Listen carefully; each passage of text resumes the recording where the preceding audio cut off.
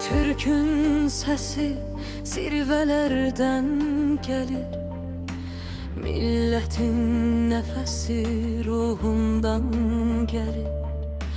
Bir kökdən boyatan ulu millətlər tarihin yollarını sevgiyle salır.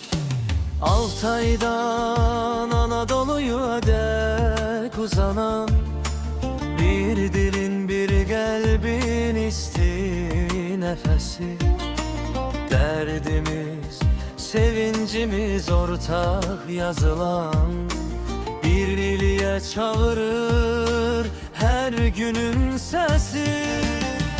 Qazaq çölündə yel kimi əsən, Qırğız dağında zirvəyə çatan,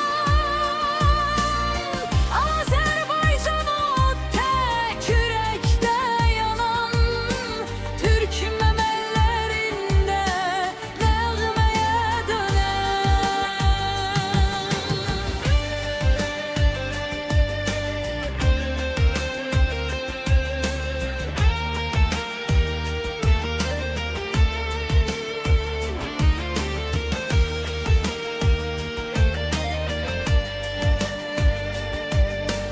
Özbək diyarında tarix danışır, Uyğur torpağında izler yaşayır. Tatar, Başkırt, bütün soydaşlarımız bir bayraq altında gücünü tapır.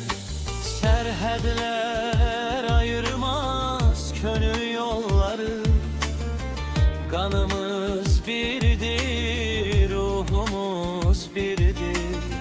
Ecdad yadigarı, müqəddəs zaman bizi həmrəyliyə çağırır hər an.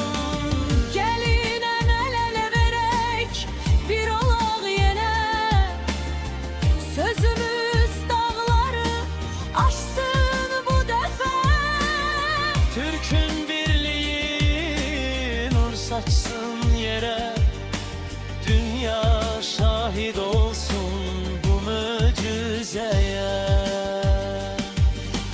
Gəlin əl-ələ verək, bir olaq yenə, sözümüz dağları aşsın bu dəfə.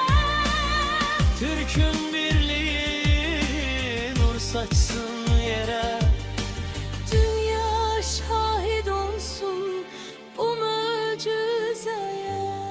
Türkün səsi zirvələrdən gəlir, millətin nəfəsi ruhundan gəlir.